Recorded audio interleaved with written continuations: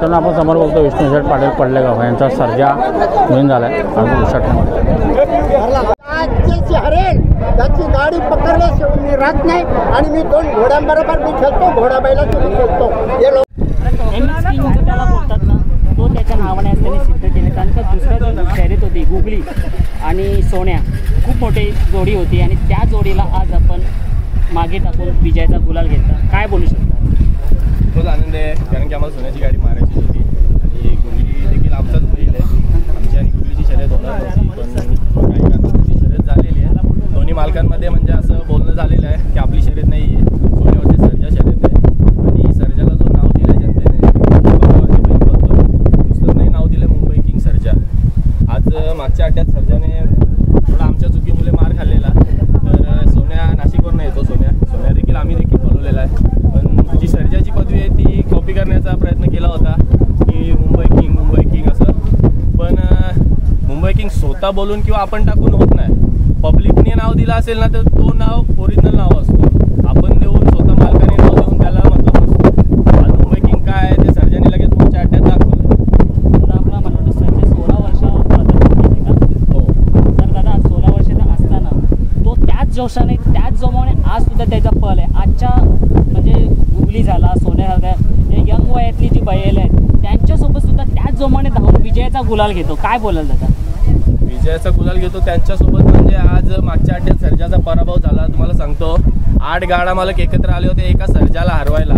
आज 16 वर्षात बैलाची दहशत आहे हे बघून भले आमचा बैल हरला होता, पण आम्ही जो नियोजन करताना बघितले ना तिथेच आम्ही खुश झालेलो की आज एका म्हाताऱ्याला हरवायला 8 जणांना एकत्र यावं लागतो. जर आज सर्जा जवानीत असता तर किती मालकांना एकत्र यावं लागलं असतं. दादा मुंबईमध्ये बिनजोडचा एकमेव असा बैल असेल जो 15-16 वर्षी सुद्धा खेळतो, नाही तर बाकीचे बैल एवढा जोमाने एवढ्या जोशाने खेळत नाही. मोस्टली ती घरी राहतात. पण आपला सर्जा अजून या वयात खेळतो. त्याच्यासाठी असं करतो तुम्ही? काय त्याचा सराव असतो दादा? सराव वगैरे काय नाही. त्याला आम्ही घेतल्यापासून जो खाणंपिणं आहे जो सराव आहे तोच चालू आहे. फक्त एक मालकासाठी बोलतो ना आपण की मुख्य प्राण्याला पण जाणीव असते. की मालकाची जाणीव करून मालकासाठी पळतोय सर्जा. आणि आम्ही आज सर्जाला देव मानतोय. आज हिंदकेसरी मने आपल्यात नाही आहे. मने आणि सर्जा डिट्टो कॉपी दिसतात. आज मनेने देखील 20 वर्ष मालकाचं नाव केलं. आज मालक त्याचप्रमाणे आमचा सर्जा सुद्धा नाव करतोय.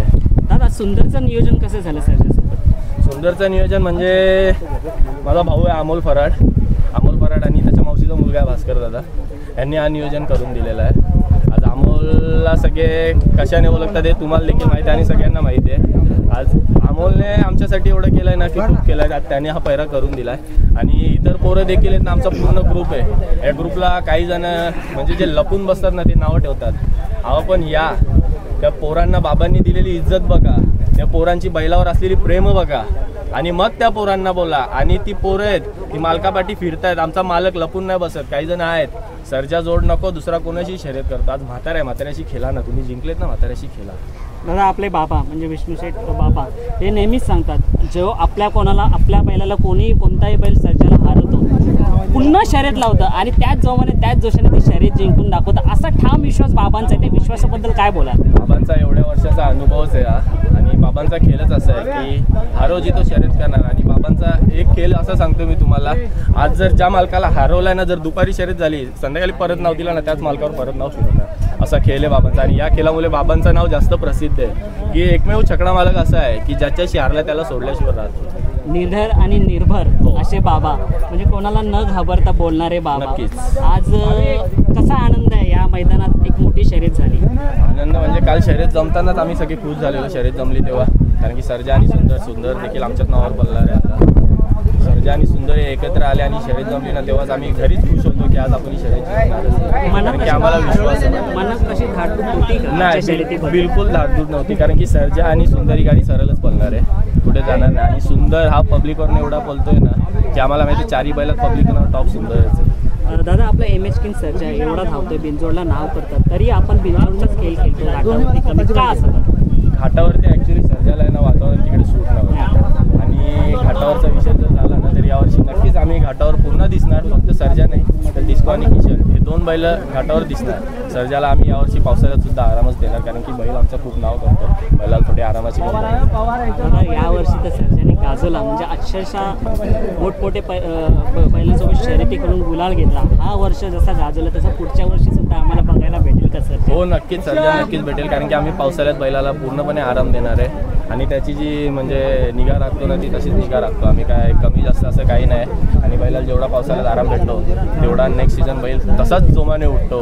वय वाटून नाही येत बैलाचं. आज सगळे म्हातारा बोलतात, सगळ्यांना माहिती आहे म्हातारा आहे, पण जवानांना लाजवेल असा हा बैल. नक्कीच जाता जाता लास्ट मी शेवटचा प्रश्न, शर्यती व्हायला पाहिजे, शर्यती व्हायला पाहिजे. हार जीतवरती भरपूर जण शब्द वापरतात, तर तुम्ही काय मेसेज द्याल या बैलगाडा क्षेत्रामध्ये ज्यांच्याकडे आहे त्यांना काय जिंकल्यानंतर आणि हारल्यानंतर काय तुम्ही मेसेज? जिंकल्यानंतर आपण समोरच्या मालकांशी पण हसत केलं हात मिळून जावं, कारण की आमची आणि भंगारपाड्याची शर्यत होते. अशी शर्यत कोणाची मला नाही वाटत कोणाची होत असेल. आमच्या शर्यती होतात, कोणीही जिंकतो, दोन मालक एकच असतात, कधी आमचा वाद नाही काय नाही. आणि आमचं कसं आहे, आम्ही सहसा कोणाला समोरून बोलत नाही, पण समोरचा आम्हाला जो बोलतोय ना त्याचं उत्तर आम्ही नक्कीच देतो.